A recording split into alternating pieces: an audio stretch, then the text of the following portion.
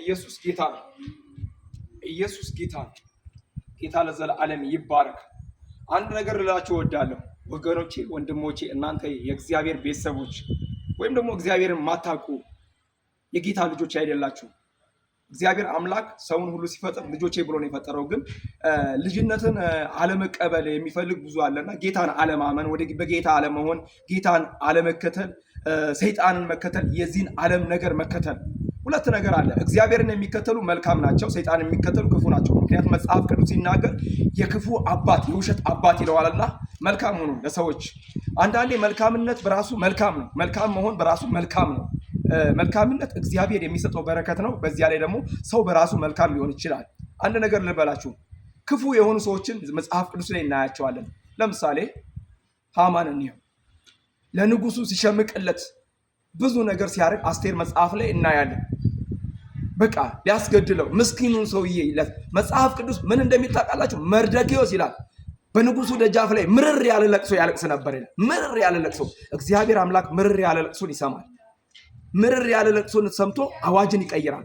ምርር ያለ ለቅሶን ሰምቶ ርዕስን ይቀይራል።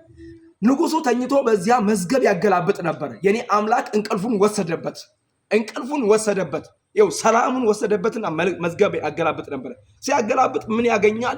ከዚያም በኋላ የተደረገ መልካም ነገር ምንድነው ተብሎ ሲታሰብ ንጉስ ለሚወደው ሰው ምን ይደረግለት ሲባል ንጉስ ለሚወደው ሰው እንዲደረግለት። ምክንያቱም እዚያ ጋር ይህ ምስኪን ሰው ብዙ ነገር አስጥሎታል፣ ብዙ ነገር ረድቶታል፣ ብዙ ነገር አግዞታል እና ምን ንጉስ ለሚወደው ይሄን ይደረግለት ቁጠርልኝ አለው።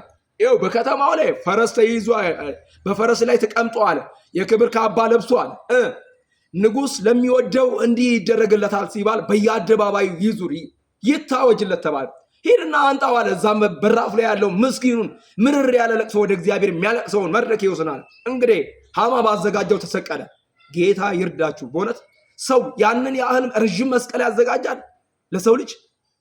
ረጅም መስቀል አዘጋጀለት። ረጅም የሚሰቅል ነገር፣ ህይወት የሚያጠፋ ነገር። እግዚአብሔር አምላክ አዋጅን ቀየረ። ስለዚህ እንዲህ ልበላችሁ፣ መልካሙን በቃ መልካም ስትሆኑ እግዚአብሔር አምላክ መልካምነትን በልጆቻችሁ በእናንተ ያደርጋልና ይከፍላል። መልካምነት ይከፍላል። በነገራችን ላይ ሲከፍልም አይቼዋለሁ። ጌታ ለዘላለም ይባረክና እናንተ መልካም ስትሆኑ እግዚአብሔር አምላክ መልካም ያደርጋል።